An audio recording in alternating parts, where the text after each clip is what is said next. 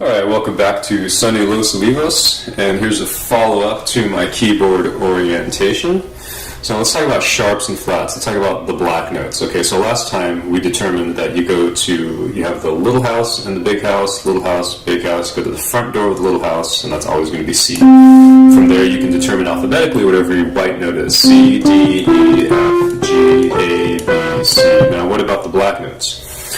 Well, here, if you call a note sharp, it means you raise it by the smallest distance possible, which is also called a half step. So for example, if this is C, if I raise that by a half step, I have C sharp. And if this is D, I raise that by a half step, in other words, the smallest distance possible. The next adjacent note would be D sharp. That's called a half step. So for example, the distance from C to C sharp is a half step, right there, that's a half step. And the distance from D to D sharp is also a half step. Coincidentally, the distance between E and F is also a half step because there's no black note in between, so that's the closest you can go.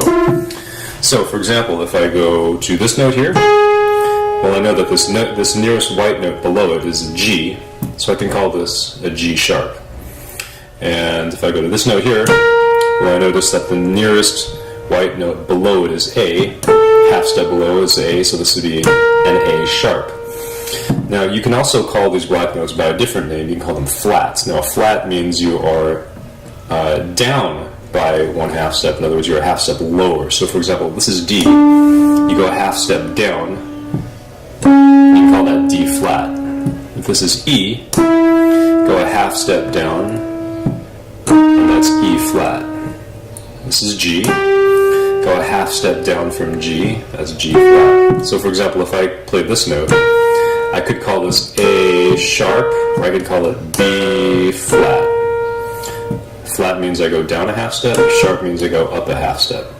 Okay, so here's C.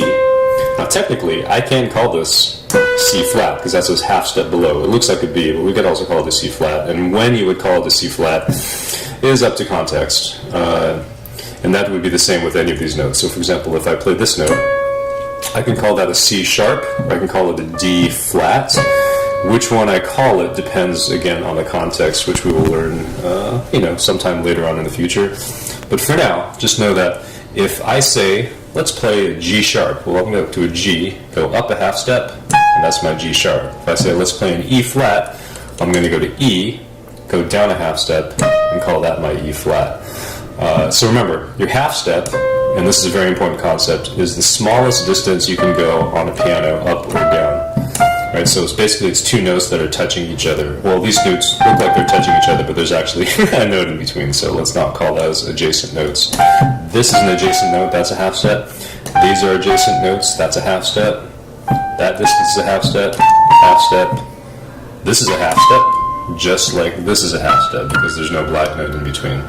So I hope that's clear. Half step, half step, half step, half step. Half step up is sharp, half step down is flat. So B flat, A sharp, F sharp, F, technically F flat if you want to call it that, depending on the context, E flat, D sharp, and so that's all I have for you.